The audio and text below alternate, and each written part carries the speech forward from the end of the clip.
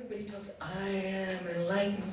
What is enlightenment? To tell you the truth, I don't really know. What I do know is the more we are at peace, the more we feel closer to divine. What I do know is when we are at peace, we feel a connection with this strength, with this love, with this joy. And the feeling is not, as the Bhagavad Gita says, there's no feeling of guilt, fear, or worry in that sense because there's a connection. And even though the mind may go to those places of fear, guilt, or worry, when you feel so closely linked with peace, your mind does not sway.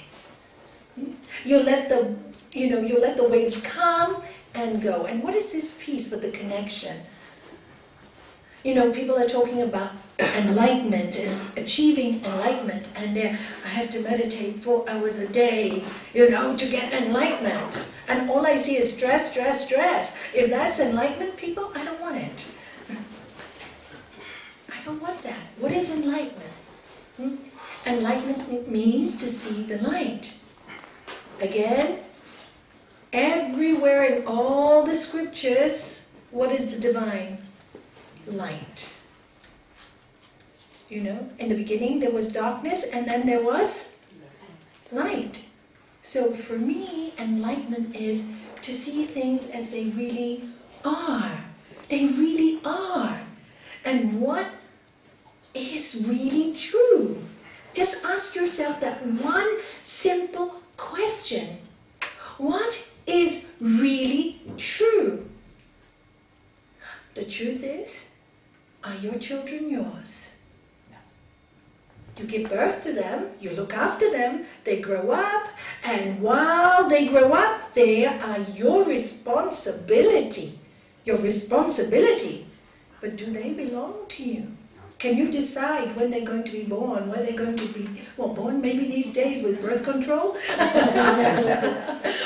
But you won't know when they're going to leave you. We don't even know when we're going to leave ourselves. So you have to ask yourself truthfully, what is the real truth? Is anything else? This attachment, this is mine, my house, my home, my, sangha, my students, my this, my that. This attachment is what causes us a lot of misery. It doesn't mean you can't enjoy everything. You should, because nothing is yours, right? So, like a gift and a present, when you first receive it, how do you feel? How do you treat it? You open with excitement, right? Because it's a gift. And this is the way we should live every single day of our lives. It's a gift. Good or bad, it's a gift. We're breathing. It's a gift. It's a gift. Because we don't know how long we have here. None of us do. So if we look at life as a gift, and we can see that life teaches us over and over and over again, when we get over-attached, this is mine, I can't do this because this one will talk or that one will do. You see that we go inwards. It's really interesting. Watch yourself. Watch yourself. There's so much guilt in feeling happy or allowing yourselves to be happy. Watch yourself. Is that enlightenment? So look at what is truthful. Everybody wants to be happy, as our masters say, right? And that when people get happy, they don't allow themselves to be happy. We live in a very odd world. Would you agree? But the way to be happy is knowing nothing is yours. And then treating everything like a gift. And you don't know how long you have that gift for. And then you'll get up in the morning and you won't shout and scream at your children and say, rush, go, just go quickly, we're late. And their poor kids are panicking and you're panicking. For what? You go, come kids, let's rush. You don't know how long you have your children for. You don't know how long they have you for. What kind of memories would you want them to have? Instead you go, rush, let's play a game. See who can get ready faster, you or me. Let's see who can run to the table faster, you or me. Make it a game. It's a gift when it's yours. It's my time you are taking. It's my time. Is it your time? Is it any of our time? If you move out of this planet, is there time? There's no time. When we move out of this body, is there time?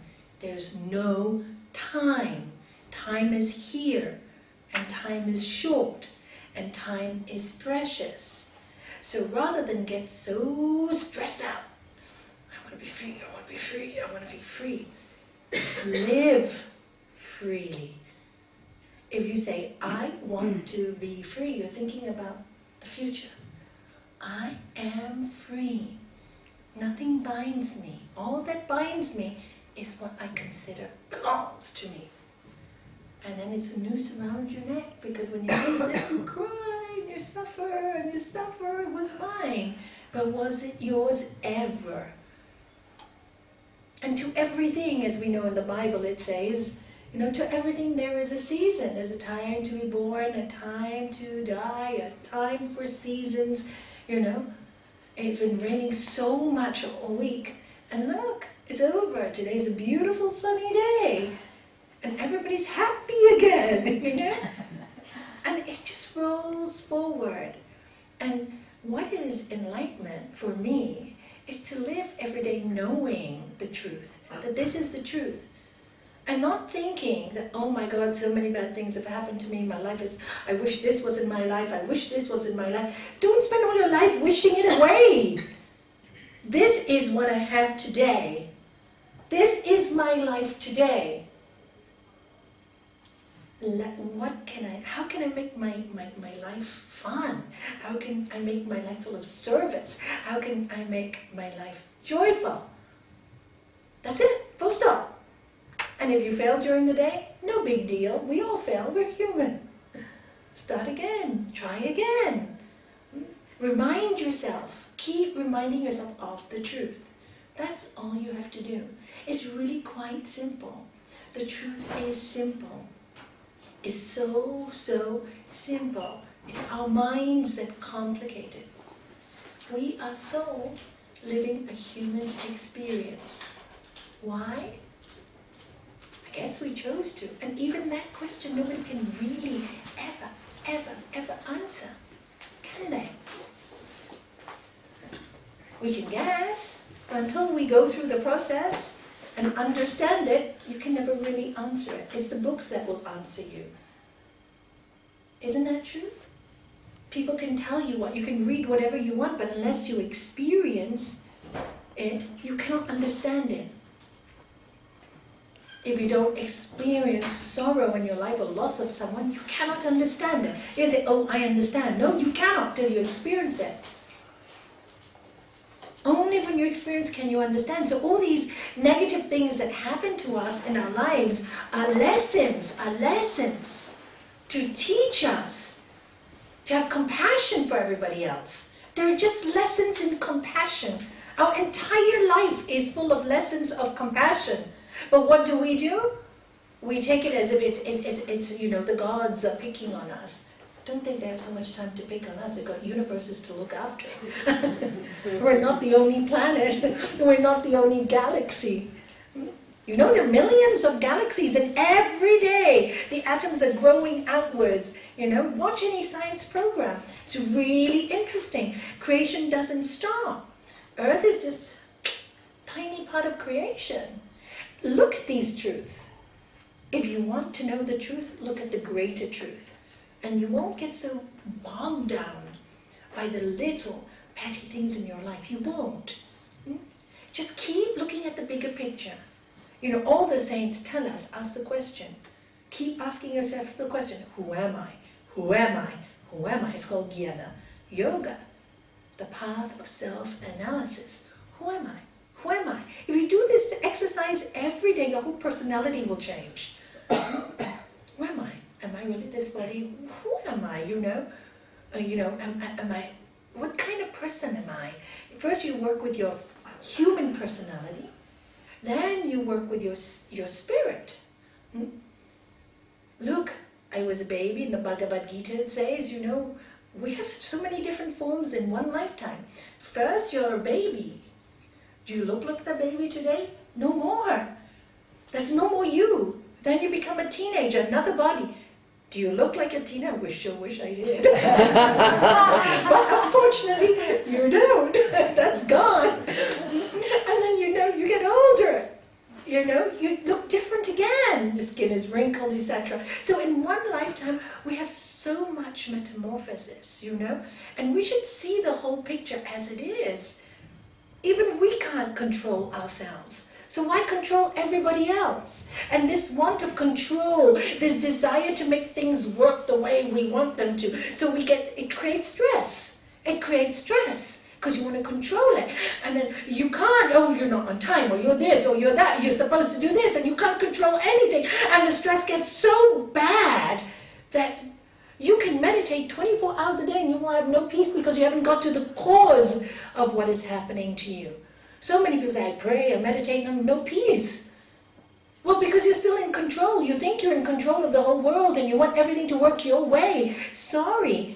You have to let go. Even if you want to, it may not happen your way.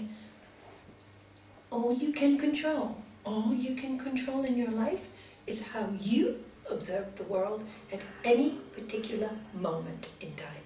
Full stop.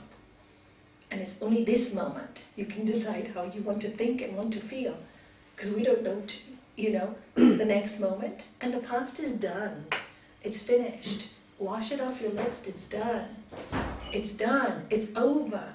Don't go over the same thing again and again and again. It's done. Every day is a new beginning. Will you remember that? Repeat. Every day is a new beginning, especially when you're going through a very difficult time in your life and a sorrowful time. This is a new beginning. I'm having another chance. I'm given another opportunity to be better, to be happier, to share more. What I've learned from my pain, maybe I can help others alleviate their pain.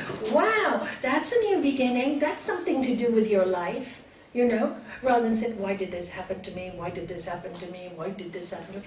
How is that going to help you or anyone? What a waste of energy and life and time. Isn't it a waste? Such a waste. Rather be productive, creative, creative. Start creating every day, new beginning. Oh, Nalanie, I'm too old. I really would love to play the guitar, but I'm too old. Who says you're too old? I'm 60. You can learn anything at 60. When I was in university in the States, and I was 19, and there, one of my colleagues, he was 72. He'd worked all his life really hard, and then finally, when he was 68 or 67, he said to his grandchildren were grown up, I always wanted to go to university, and I never had the opportunity to with children young, and I want to study. And his sons and his daughters say, Dad, we're putting you into university. He had the best years of his life. Graduated, we're all like applauding, watching 72, a BA degree, and he looked so young. So that was his dream. He wasn't scared to follow it. Every day is a new beginning. The children had grown up, his wife had died. What is he going to sit all day, make his children feel guilty? Oh, you have to look after your dad, you have to look after... No.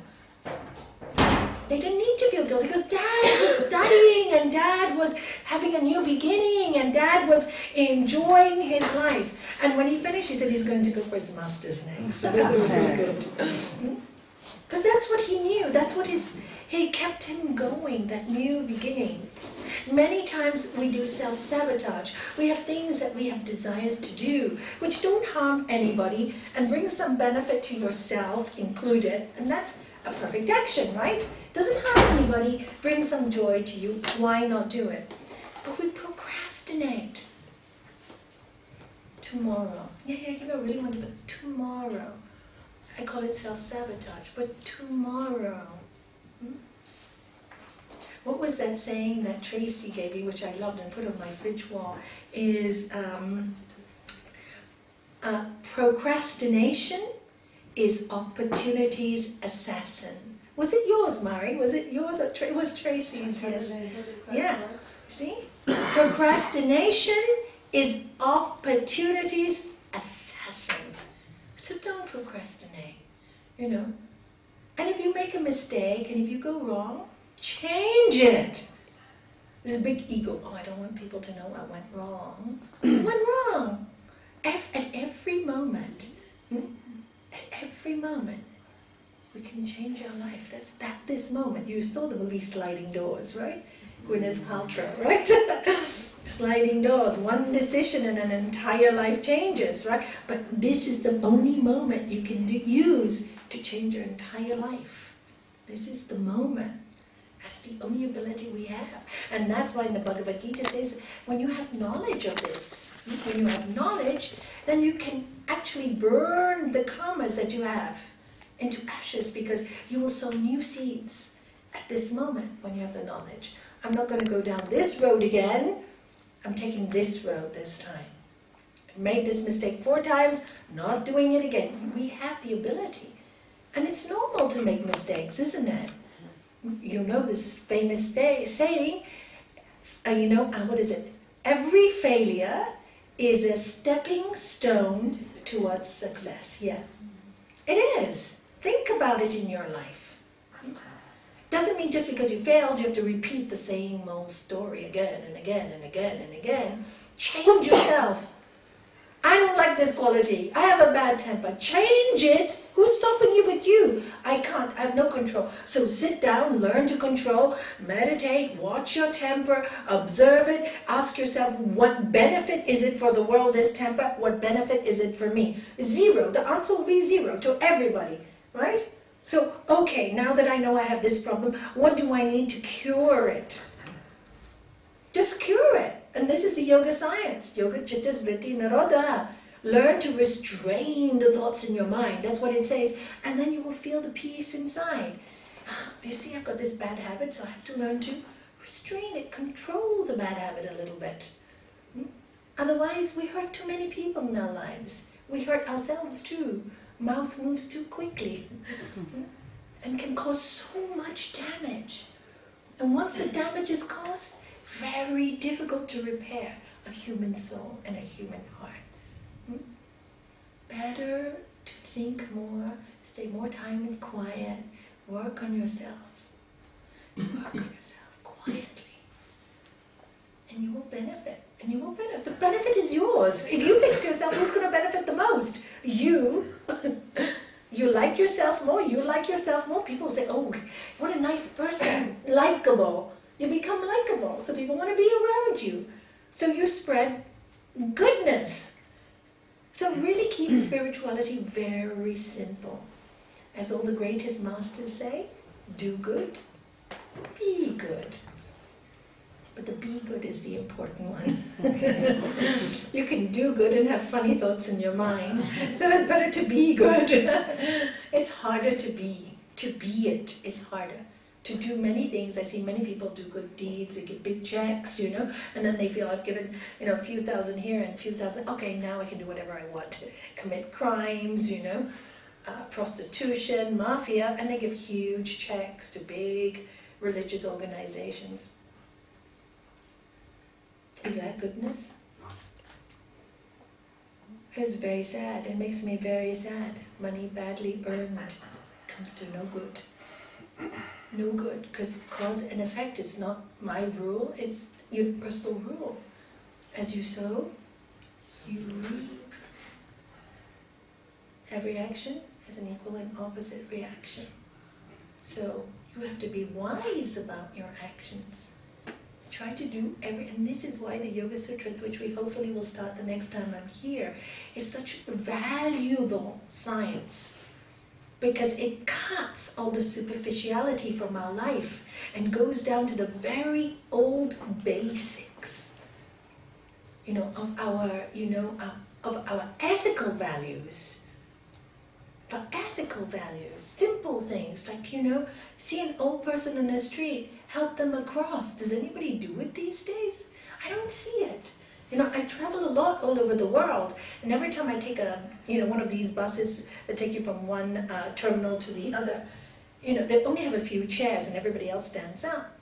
You know, old person comes and nobody gives their chairs. I always give mine, but nobody will. There are people much younger than me there. They'll never give their chair to an old person. You know, not even aware.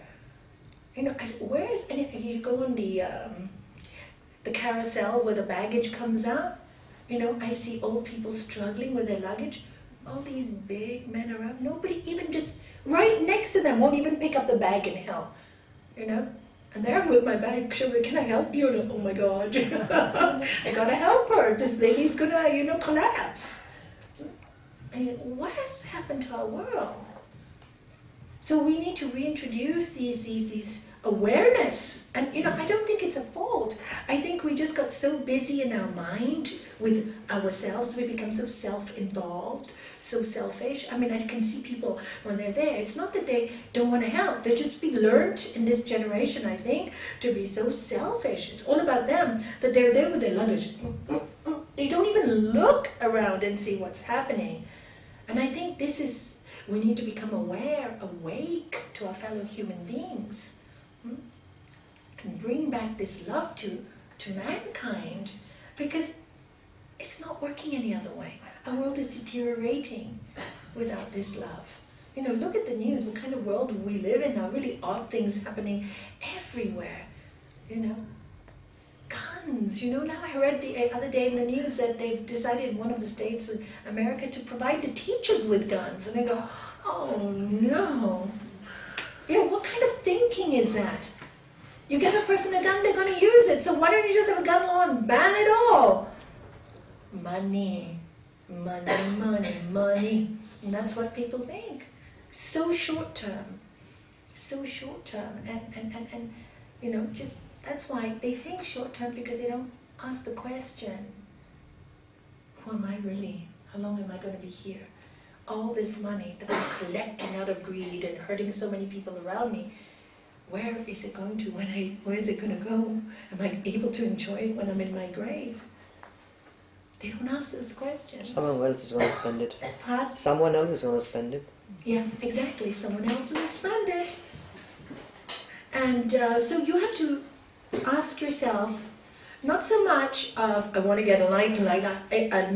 I see a lot of people go into yoga or different traditions or religions saying, I'm going to be enlightened. And what do they when they develop some energy and some power, they develop also this huge ego.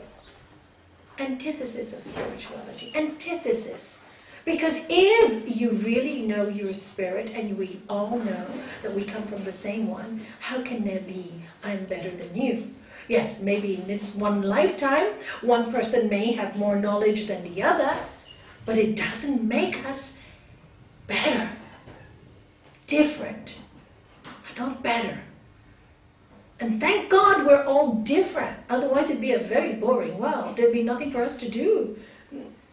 Who is there to serve? Who is there to... If everybody was elevated and everybody was so good, what would that be to do? None of us, all of us would be out of a job. So this is the perfect design, that some should be elevated sooner, some later. It's a perfect design. So don't fight against the design, but work with the design. Work with what you have in love and lift. You know, in our lives we need to lift people, not put them down. You know, Sri Patanjali in the book of science that we'll be studying as from the week after says, delight in the virtuous. I love that. You know, when people are virtuous, delight. When somebody does something good, praise them. You know, when children do something good, praise them. Now I hear when parents do something for kids, oh no, children, you know, do something, what do you want? What do you want from me? Why are you giving me a cup of tea? What do you want from me? Oh my God. You know? What do you want? It's no like, thanks for doing a good deed. And then when they say want something, so you have an ulterior motive, do you? Maybe I won't do it this time then. I thought it was such a beautiful gift that you were giving me. You see, we need to train children not to manipulate, but to learn to give with love. Teach your children well. Teach them, teach them, teach them. It's good, make them work. Hard work never hurt any of us. Teach them to work. Oh, Treat your children like princesses and they'll attack you when you get old. Promise, I've seen it all the time. Teach them to work, respect, love, partnership. Let's all share it. It's our home. It's a gift from the divine. Sit with them, talk to them about the spirit, talk to them about the real life. Talk to them, pray with them. They say family that prays together stays together. The prayer just reminds, that's all. Just reminds you who you are. You know, thank you, Lord, for my food. It just reminds, even one sentence reminds us grateful, to be grateful. Just one sentence. It doesn't have to be a fancy prayer. Anyway, sometimes when the prayer is too long, people get distracted. They don't mean a thing.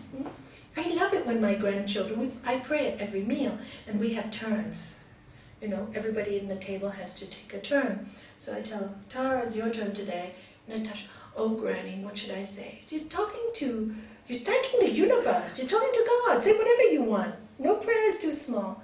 And they go, oh, thank you for my little sister Talia. I want her to be better. She had a great day today. Thank you for bringing Granny safely home. Do you know, it's so sweet. And I'm there, so like, you know, it's so nice. It's so just, you know, it makes you feel so rich inside. That's the real richness.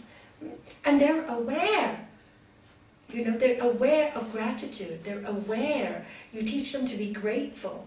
And I think that's what, for me, light is like that, because we live here a short while, and it's really important that the time we have together should be meaningful, joyful, fun. Yes, of course, there are times when we're going to go through pain together, and then we all hold each other's hands in those times as well. And if somebody doesn't want to hold your hand, and a family member doesn't want you, let them go.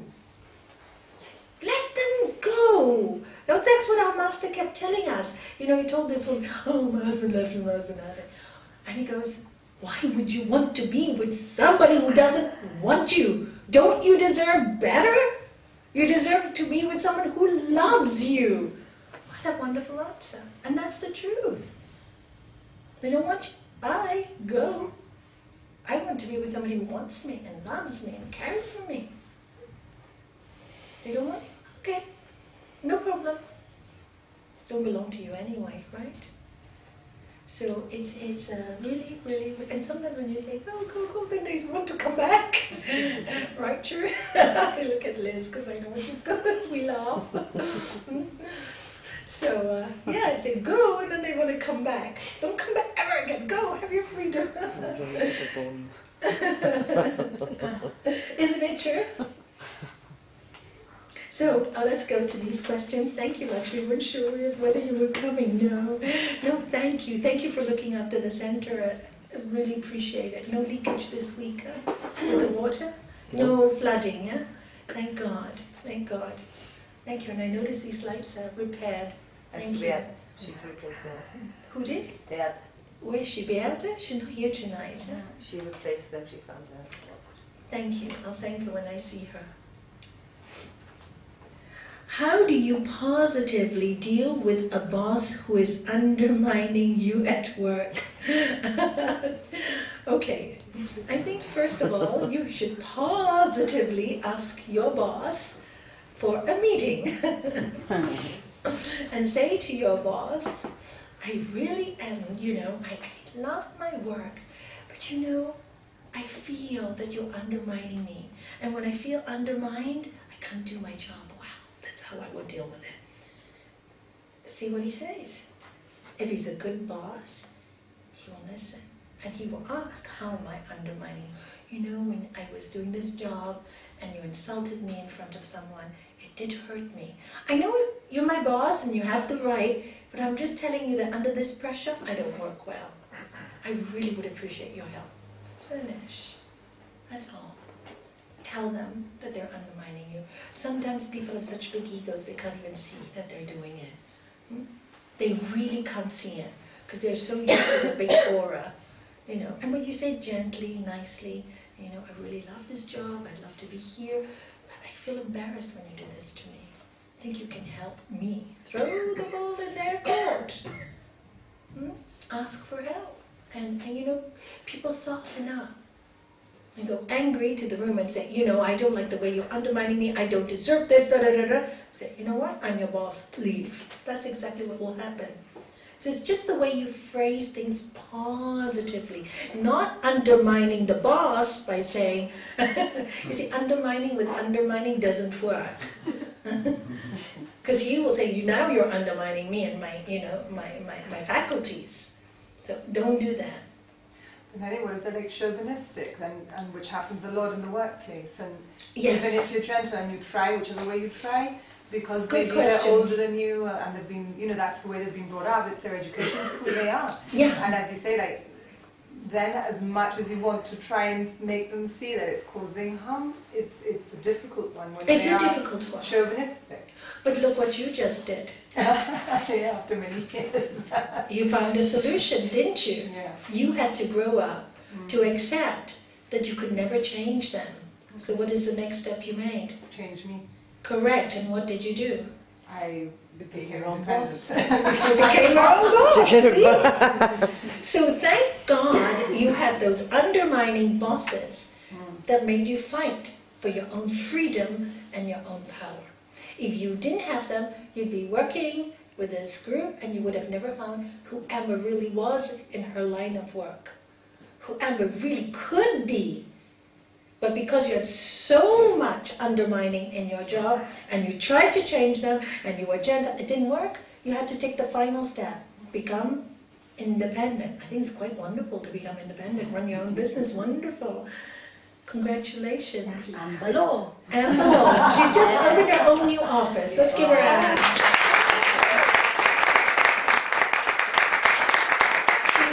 Really, she's, you know, and she's going to deal in, as you know, her speciality is family law. And you know how so many lawyers just want to, sorry, it's the truth, want to make money, more money, more money, so there are more fights, and let's fight for this. She goes to the, you know, both parties concerned and say, look, do you really want to have this battle? Both of you will end up paying so much money. Do you want to see, can you do it nicely? Do you want to see counselors? She sends quite a few people to me. She will make them take the route of kindness and earn less money. I have seen her work with people who can't afford it and teach them how to fight for their rights, like Arjuna did, but with love. Now, that is what I call a real lawyer. And now she started her own new law firm where she wants to include counseling services, you know, and when you live in a family situation for a long time and you leave, it's very hard, there's a lot of suffering.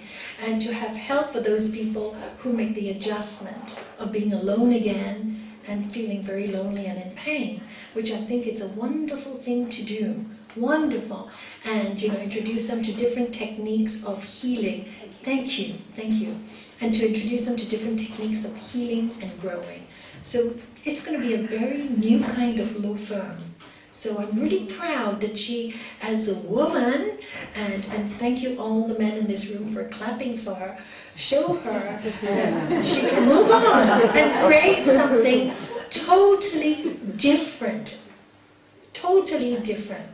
You know, and bring back the true meaning of what law should be. Now, of course, I feel very proud when I see that, you know, to have the courage. And you have to be very strong spiritually to make such a big move, you know, and trust. And, you know, and I know she's gone through her fears and her doubts. I was about to say, it is scary. Yeah, of course it's scary.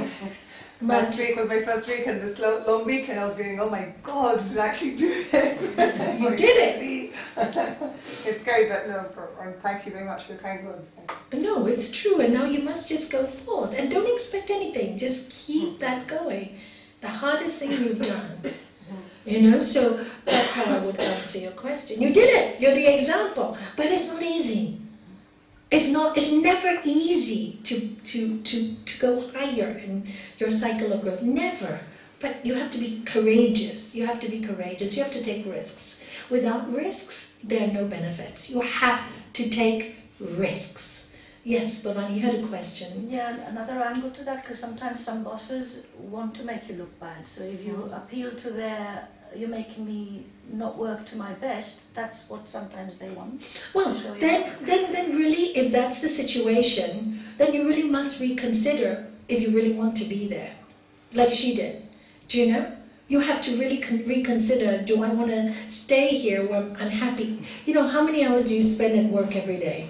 8 to 10 hours. Do you really want to stay in a place too long? Too many.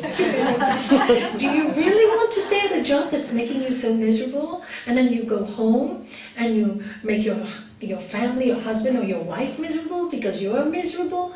You have to question yourself and then have the courage to make the move again, to get out of it. Sometimes we're so fearful. And you know how many times in my life I have met people, oh Nalanie, I really want to do this, but I really don't like my job. Leave it. No, but I can't. What if I have no money to leave it? You're getting sick. You're paying more in doctor's bills than you're making money in your job. Can't see it. But after a few months, they work on themselves. They gain the courage with creative visualization. They move on. What happens? Immediately they find something new. 2 or 3 weeks later, they go, why did I waste 2 years? Procrastination is opportunity's assassin. Should have done it years ago. Fear. And then, you know, and really maybe, and I said, anyway, those 2 years were not wasted because you needed those 2 years to build up your energy and your strength to do it. Because if you had done it 2 years ago and you're not ready, you would have just had so much fear that you wouldn't have got another job. Do you see? So everything is perfect. You needed those 2 years to psych yourself up, to have enough courage, to visualize enough that you can do it, that God is with you, that you're not alone, that you have a huge soul, and there should be no fear in moving forward in your life. Again, if the action is a good action, and it's a perfect action, you don't want anybody to keep hurting you. What is a perfect action, like Gurudev says? One that causes no harm to anyone, some benefit to someone, and yourself included. So if you stay in a job that's making you miserable and making everybody else happy, it's not a perfect action, it's an imperfect action. You try every single way to stay, and if it doesn't work, there's your sign. Move on. Big sign on the wall. Don't stay attached to a bad situation. It could happen forever, and before you know it, your life is over. So yeah, that's how I would look at it positively. You're welcome. It's good to bring out the other aspects, you know. It reminded me I need her cards for my office. Good. You see, now she's also helping other people who are in Ayurveda, counseling. You know, it's great. You increase.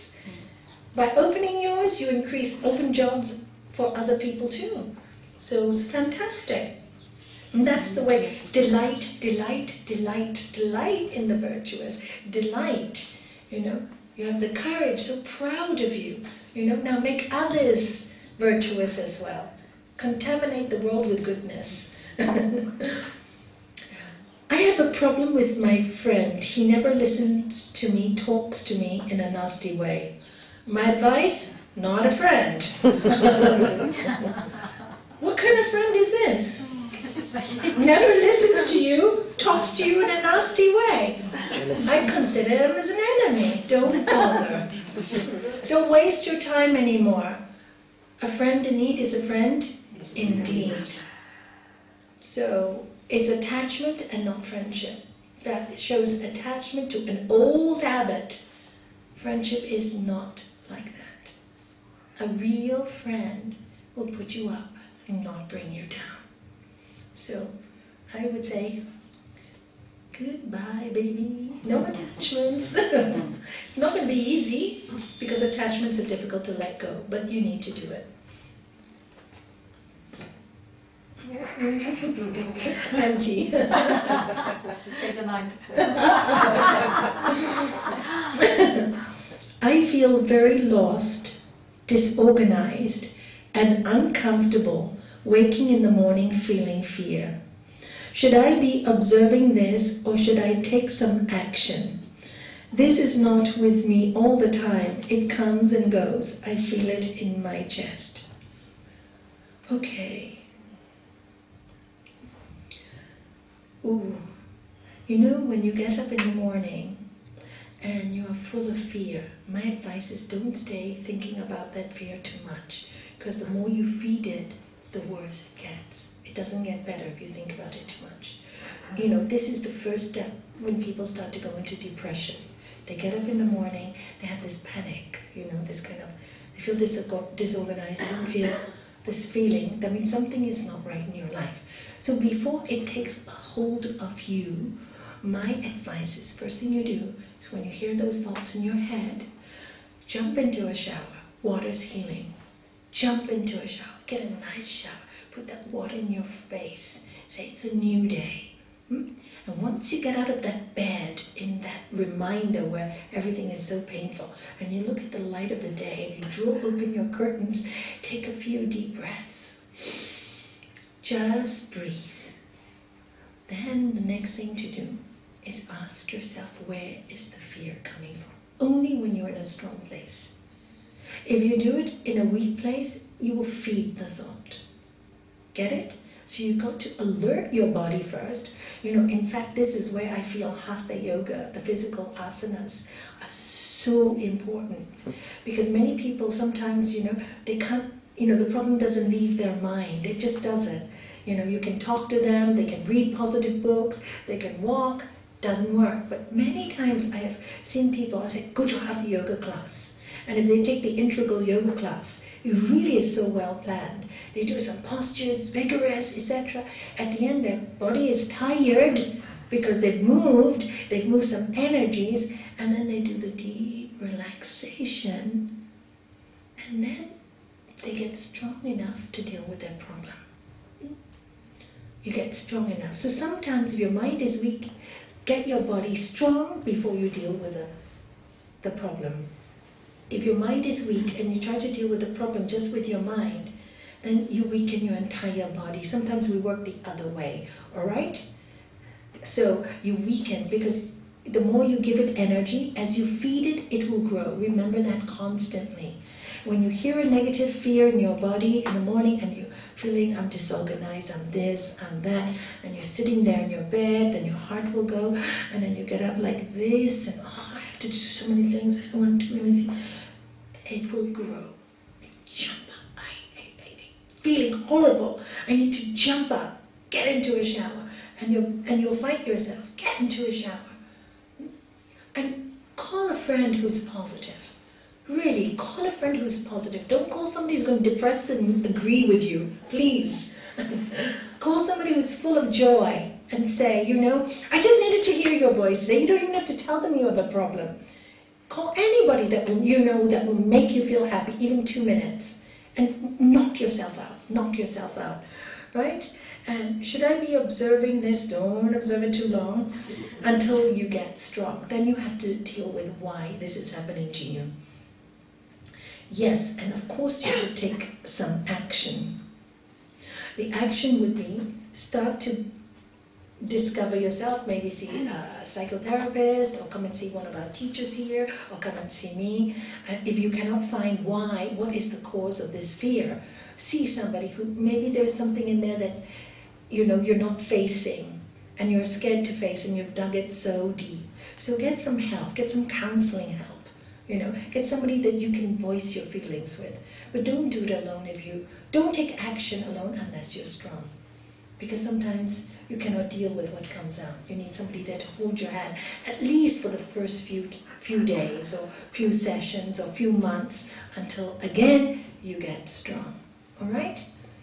It's like children, right? They can't deal with lots of things. You have to look after them when they're a baby. But once they grow up, they can look after themselves, right? So when you're dealing with your emotions, when they're just so raw and so painful, you need somebody to keep you safe, or make you feel a little safe until you get strong. And the action you should take is exercise, diet, you know, exercise, they have discovered, is such a panacea for depression.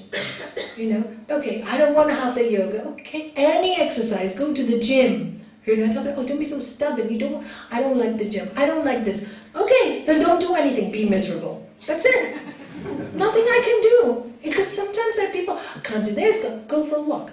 don't like to walk, might this. What do you like to do? Moan. Correct. So continue. Absolutely. So you know what? I tell them I can't help you. Finish. And nobody can until you're ready to help yourself. Nobody can. So go, suffer more, suffer as much as you want. When you're tired of suffering, then come. When you're willing to help yourself, God helps those who help themselves. If you think you can sit there and moan all day and get better, you're fooling yourself. You can suffer for the rest of your life. Stop the moaning. Exactly that. Don't moan. I like that word, moaning. Yeah, it's true. Really something moan. Yeah. So my advice is, just that.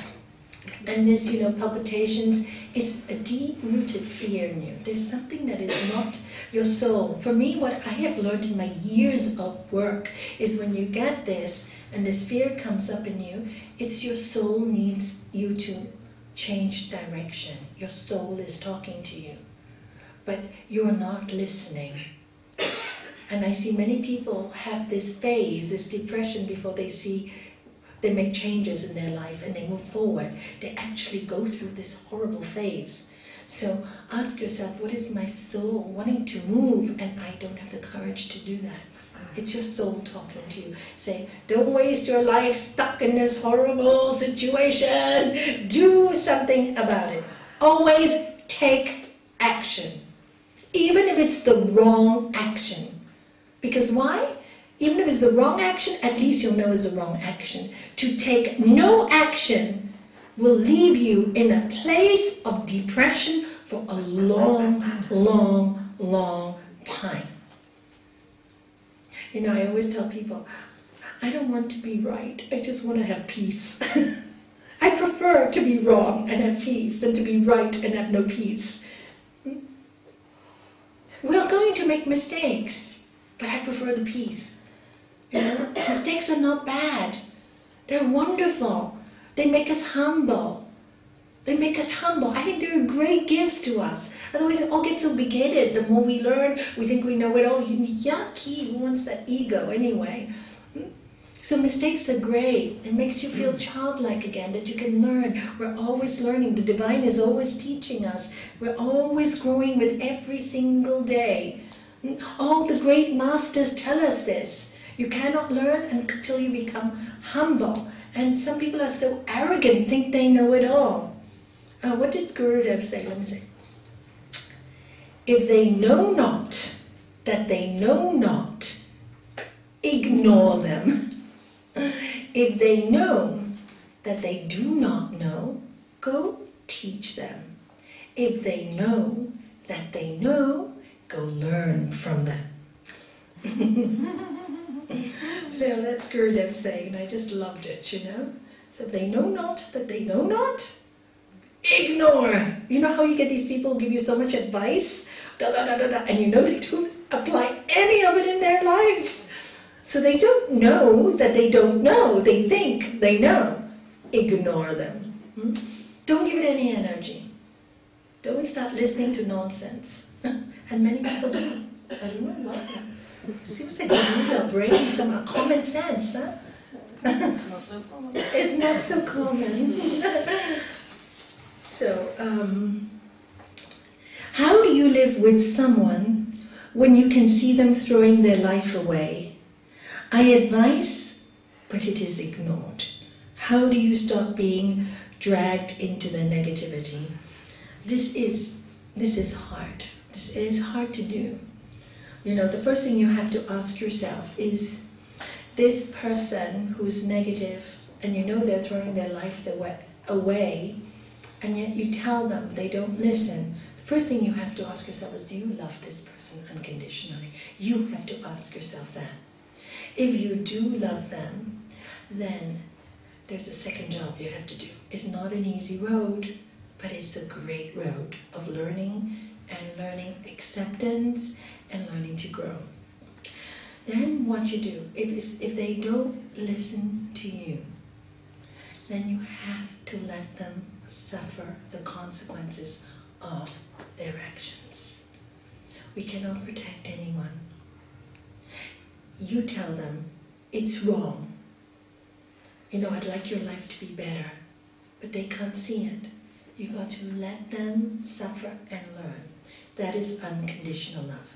Meanwhile, of course, you're going to get absorbed in that negativity, especially if you're living in the same home. It's natural. You can't live in a home and not absorb it. You have to. So what should you do? You need to make yourself really strong. You need to study things and read positive books all day long. And when that person is going into deep negativity, you have to have that non-attachment and be able to just say, you know what? I can't do anything, Lord. This child is your child. I can't do anything. If I get sick along with this person, that's 2 people sick. What good is that? You look after this child and you teach her or him what they have to do. But give me the strength to build myself up to be strong. So if it's too negative, then you take trips away. You take courses away. I'm going away for a few days, I need some peace. You know, I want to help you, but obviously you don't want my help. I don't want to be dragged in depression. I love you so much, but I'm going to go and make myself strong so when I come back, I'm strong for you. Sooner or later, that person will get it. But it means a lot of self-sacrifice from you. It means a lot of hard work, but all you're doing is working for yourself to be a stronger human being. So what is wrong in that? A little hard work never killed anyone. You know, and yes, you will feel the negativity, but when you become so strong and full of peace yourself, you will spread the virus, whether that person likes it or not. They will get it sooner or later. So that's the first question you ask. Do I love this person unconditionally? And then you have to work till you live that love unconditionally. And that is not easy. It takes a lot of patience, it takes a lot of love, it takes a lot of time, it takes a lot of balance. And during this time, you must do nice things for you to encourage yourself to be independent. And you have to remind yourself, this person doesn't belong to me forever anyway. But my life is also valuable. So don't waste 2 lives. If you're sticking to that relationship, and if you love them, do, and just make yourself strong. I am sure you will contaminate them with great love, and they will change. But you cannot force it. And you have to lose that attachment of wanting to change somebody else. You really have to, and that's the hardest part, is letting go of your own control. And the only way I learned to do that in my life was saying, no, my child, God, your child. I tried my best. Every day I tried my best. Not listening, you take over. You take over. All I can do is love. What can you do? No, all I can do is love. And make myself strong and spread that love everywhere else. It's a great lesson in unconditional love. It really is. And it's a great lesson in keeping our identity as a human soul and a human person. It's a great lesson for us to know our own worth by not allowing somebody else's negativity to drown us. It shows us our own strength. But like I said, it is exhausting, so do take those time off for yourself. Go see a nice movie with a good friend, have a good laugh, be with joyful friends, you know, come home joyful. And if the person's too negative, just say, so sorry you can't enjoy life. Wasting your time, I love you anyway. And you keep enjoying. They'll follow. They won't want to miss out. People are very scared of missing out. So once you give them the permission to be depressed, they might not want to be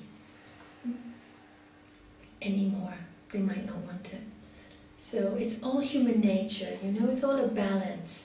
And sometimes this negativity is also subconscious manipulation. Many people, in order to keep power, they use negative manipulation. So watch out for that. Don't feed it. Don't feed a negative behavior with attention. What do? Disregard? Wicked. Yeah. Wicked meaning negative. Disregard the negative. Don't give it energy. Don't feed it. Talk about it less. So if you say, why you're so negative, you're talking about it too much. Just leave it. Ignore it. Ignore it like it's not there. So be strong so you can do these things in life. And that's what basically all yoga is about. It's having that attachment, that one attachment that is above all attachments to that divine within.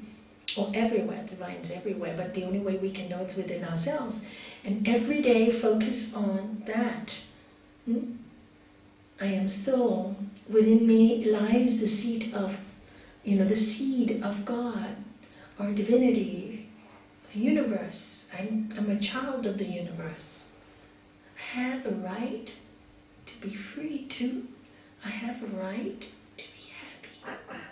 I have that right. That was my birthright.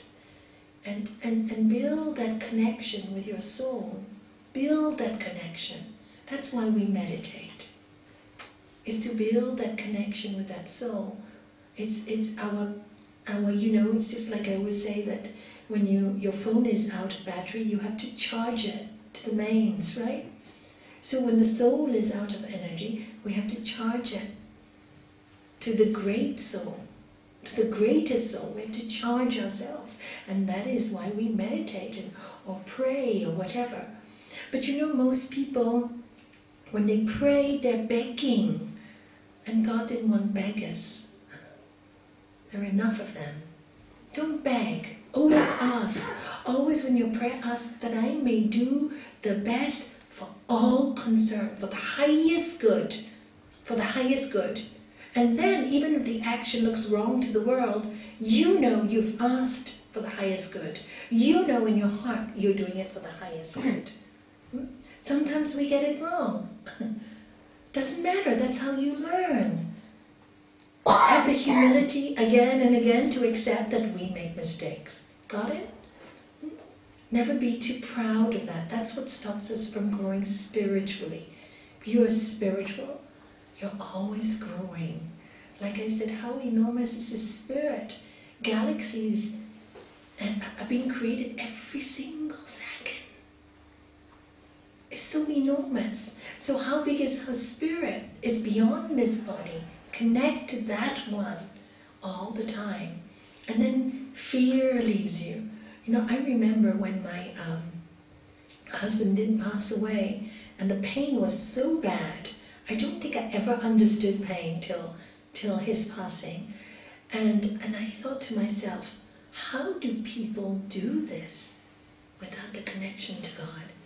How do they do it? Well, how do you do it if you didn't have this connection? Because it's that connection that keeps you sane, that you can keep going on every single day, It's that connection. If I didn't have that, I don't know where I would have been. So you turn into this gratitude. Thank you for the knowledge. Thank you for the gift of having the knowledge. And you feel totally grateful that even in a painful situation, when you connect with that, there's a strength beyond. You can't express it, how it came to you. You don't know where it came from.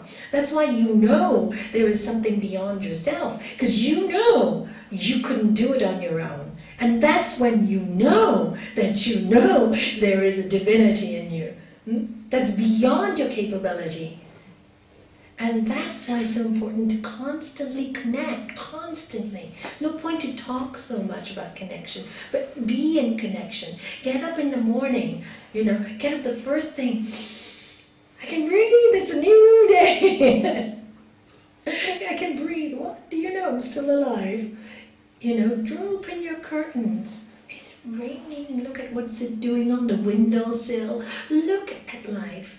Look at the clouds, look at the grass, look at your windowsill. It makes lots of patterns, Get your mind distracted with nature and beautiful things. Look at things that are gifts to us.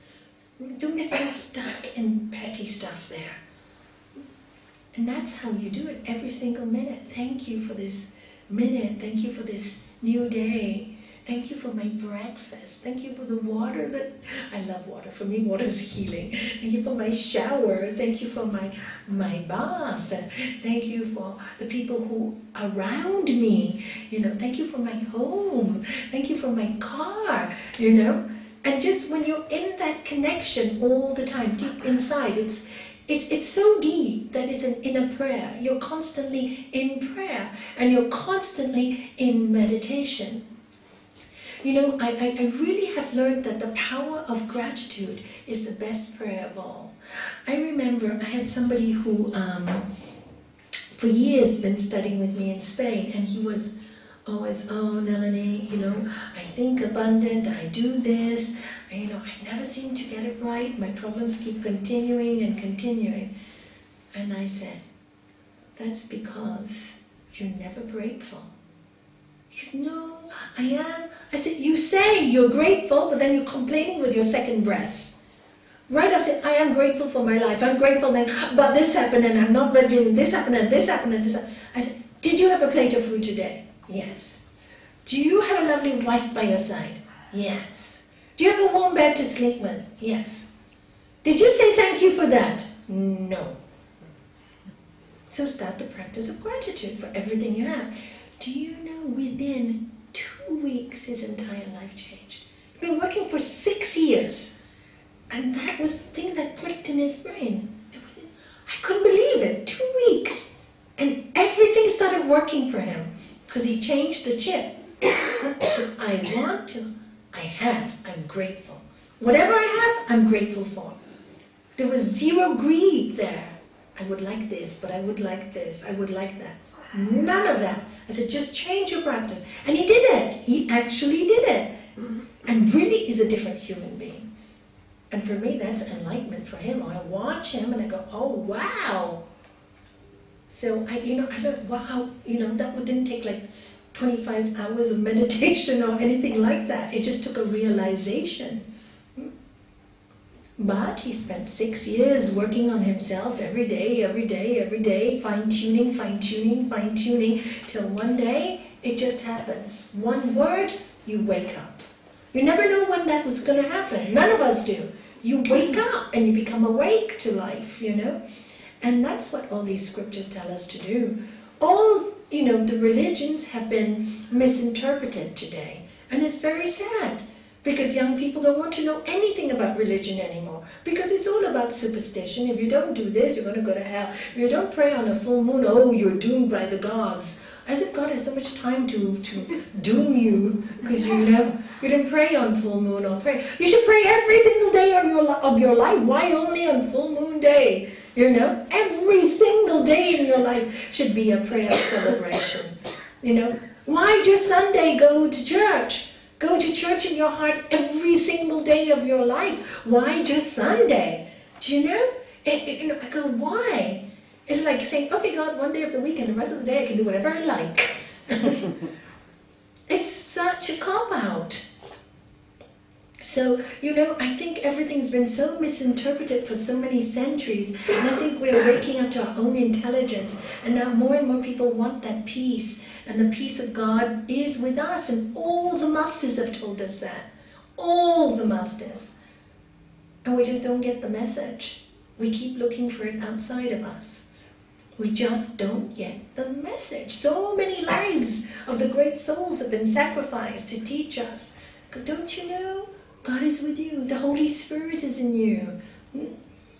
Within everyone is the light of all lights. Don't you know that? So develop that light. Develop that light with yourself. Only you can do it for you. So learn knowledge and then take time to develop it. And be patient. That's all you have to do. Be patient. Wait. That's the action you take. And on that note, do you have any other questions? Otherwise, we'll finish off with a little meditation. Any questions, anyone? Anything you'd like to ask? Anything you'd like to share? You have a question, Michael. Attachment. Attachment. It's a word that comes out every 5 minutes. Yes. How do you deal with it? Okay, give me an example. Give me an example. Depends what you're attached to, so My I can... family, my wife, my children, anything. Okay, so the first thing you have to ask yourself, are you very attached? See, I am. See. Okay, tell me what is your attachment? What are you frightened of? Oh, wait. That what? What? I just No, What are you frightened of? I'm not afraid of anything. So you have no attachment. No, I'm not. Okay, it's a very difficult thing. I don't know. It is. I feel Okay, attached that to makes my sense. family, but I mean- I'm not scared that I'm gonna lose them or I won't see them anymore. No, it's just Oh, that's good attachment. You haven't understood attachment. no. See, Yeah, you haven't understood attachment. No, you haven't. isn't it the fear of letting go or trying to let You go just something? said you're not frightened if No, they I die, am or not you're frightened. not frightened No, of that, no. right? Didn't you say that? See, I did. Okay. So now you have this family, correct or incorrect? Consider it a gift. Your wife is a gift from the gods. It is your duty, your dharma, we say in Indian, to look after her. It is her duty and her dharma to look after you. If you can see the goddess in her and she sees the goddess in you, do that. It's not an attachment, it's service. It is service. It is a family you've been given. It's a gift. Your children have been given to you by God to look after as a gift. Serve them. Teach them well. It's your duty, God-given duty, but it's not yours. And that's how you deal with attachment. It's my God-given duty, so I have a responsibility. Wow, God trusted me so much to give me this wonderful woman and these wonderful children to look after. Wow, what a gift! And I love them so much on top of it. But they're not mine. So let me do my duty well. My father always did that. He used to say, my duty is, my wife is goddess Lakshmi. Lakshmi is the goddess of wealth. If I look after my wife, then I would have done my duty to God. And that's what he did. Everything for mom. Everything for mom. Till the end, when he was dying of cancer. I promised mom I'll give her 60th anniversary. One operation after another till he gave her the 60th anniversary. He said, I've done it. And even at that time, you know, Indians, they love diamonds. Isn't it true? You know, so I want to give, and for him, that's what my mom liked. So gave her all solitaires on her 60th, the best sari, she looked stunning. My mom looked stunning. And he said, I've done my duty, Nalanie, now I'm ready to go. Do you know, no attachment, but doing the duty. And if you look at him every morning, he's, Chandra, I love you, you would think there's attachment, but it was pure love. I'm ready to go. Done my duty. I promised her I will do my duty. I did it. I promised God. Do you see? It's very different unconditional love to attachment. Otherwise, 60th, I want to live. I want to live a few more months, even with this cancer. I don't want to die. I'm not ready to die. I have all the wealth in the world, a beautiful home, my beautiful kids. Everything's going right. That's attachment. See? Are you doing that? You know, my daughter, it's a really, really good question because attachment is a really difficult one. Complicated, yeah. Very complicated. It's not so simple. People don't understand Is it. it love? Is it not love? Do you love too much? Do you love too little? Attachment. It's very confusing. No, attachment is too much, too Too little. little. Non-attachment is unconditional love. Because it's not yours. You can love it unconditionally. You're not, no expectation. Yes, sir. Non-attachment is no expectation and total acceptance. Got it? That is non-attachment. No expectations. I don't expect anything from you. That is non-attachment. And you have to love to be able to do that unconditionally. You have to really love, and that should be the power of love. And that is the power that heals. You know, and this is where love heals, and I've seen it work. You know, I always talk about my 5-year-old Talia who's special needs, and I can, you know, and my daughter when she said, you know, Mom, when the doctor gave her the first diagnosis, this girl will not live beyond the years of 5 or 6 years old. She learned non-attachment from that day. We all did. We don't have her, we don't know for how long. She could live till she's 50. We don't know. She could live till she's 3, till she's 4. What we all decided as a family together, that our only focus was that we're going to make her as happy as possible every single day. And we've seen this girl with an immune system that is so poor go through swine flu without any antibiotics. Now you tell me if love heals or not. Because her body couldn't take any antibiotics at that time. It would have killed her, the chemicals. And for my daughter to make a decision of love, non-attachment, cannot give her the antibiotics. She won't be able to take it. Take her home and spend minutes every day putting drops of water so she'd drink and heal her with pure love, no complaining. Just want her to be as comfortable as possible. It heals. And that for me is unconditional. I learned a lot from this, my grandchild. So that is for me non-attachment. No expectation. Didn't know whether she's going to live or not. And total acceptance of the situation. Why did she get swine flu? No, we never said that's life. She has a low immune system. It's going to happen. She's going to get lots of things. No, she's been sick so many times since she was born. She's been hospitalized so many times since she was born. Total acceptance. It's just the way it is. Right? Are you seeing? I mean, that's that story I can show you that is total acceptance, no expectations. And guess what? She's walking. She's talking. She's talking now. Everything they said she would not do, she is doing. So, never trust anybody. With total love, anything can heal. And that is, for me, an only example that I know that I can give you that is so pure. It's pure love. Pure love can do that. So non-attachment, that's why it's so difficult.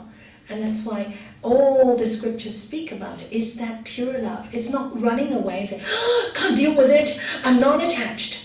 So let me get 4 nannies to look after this baby, I'm going away. That's not. See, I'm non-attached to my child. That's a cop-out. Do you see? Oh, let's give it to carers. Let's give it to carers. Oh, I can't deal. Oh, I love my child. But too sick. Let's give it to carers. That's attachment. Is that right or wrong? That's wrong. Because you're not doing your God-given duty. That's why It's not even wrong. It's lack of knowledge. It's lack of understanding. It's not wrong. It's lack of understanding. And those people are never happy. It's not wrong. I see those people suffer a lot in their lives with guilt. A lot of guilt. I see different people in different situations, and when I look at them and I listen to them, I think about them and I say, it can't be right. How can he be doing that in this situation to his family members? He doesn't want to know and he moves away. That to me doesn't look good, but it might be right. It might be non-attachment, or it might be looking at it positively because there is a problem and you move away from it, or you're different to your approach and do things differently. Wonderful point. You never know till you live in the person's soul. So never judge a book by its cover. You have to stop the judgment. You don't know. We don't know where that person is coming from, and you will never know. So try to stop looking outwards. Just look at your own life. Apply non-attachment in your own life. Because you do things one way, and then when you see things done in different ways... You don't know whether it's right or wrong. There's no right or wrong. Precisely. You don't know what's going on maybe in their heart. Like you said, it's different. They don't want to stay in a sick situation. It's a sick situation. Move away. Move away from a sick situation because it's not going to get better. You don't know where they're coming from. Right? So that's why never judge a book by its cover. Never judge anybody. We do not have that right. It can't be easy. It's very difficult. Okay, it's a word that keeps on, Yeah, and when we start the Yoga Sutras of Sri Patanjali, you will have a field day with non-attachment. And we hope to. Now, the other last question before we finish. Thank you for your delicious questions. They're very deep. They're very deep, and it's good to look so deeply into non-attachment. So many people misunderstand it. So if you do your duty to your family, that's not attachment. That's following what God has given you. Wonderful.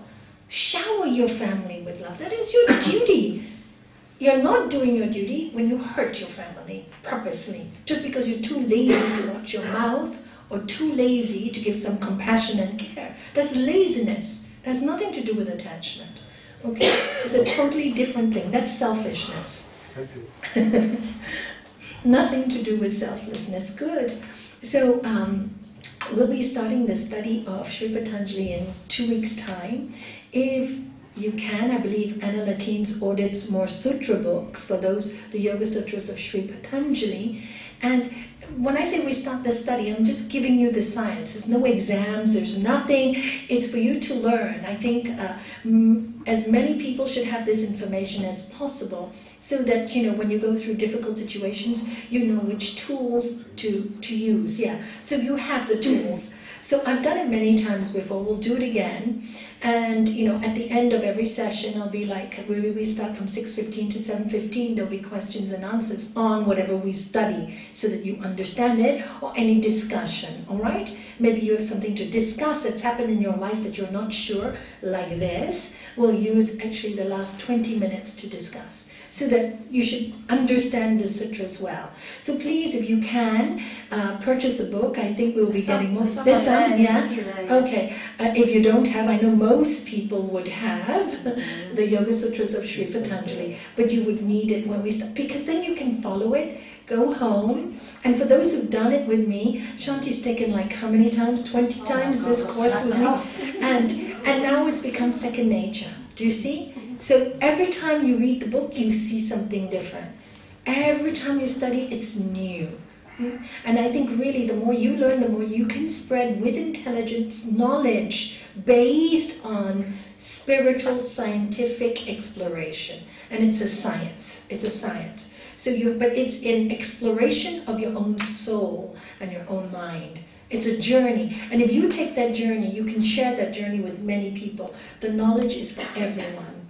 Because sometimes people will ask you questions and you won't know how to answer them. This will arm you with answers that you can give them if they ask you. How do you know this? Then you can say, well, you practice this and you find out for yourself. Don't take my word for it, but you can give them tools. And I want the world to be given so many tools, as much as possible. Because our world is losing, like I said, all the ethical values, and we need to bring it back as quick as possible. So the more people that learn this science, the more they can teach it to their children, to their families, to the old people. It's all about all aspects of our life and how to tune in with that divine every single day of our lives. All right?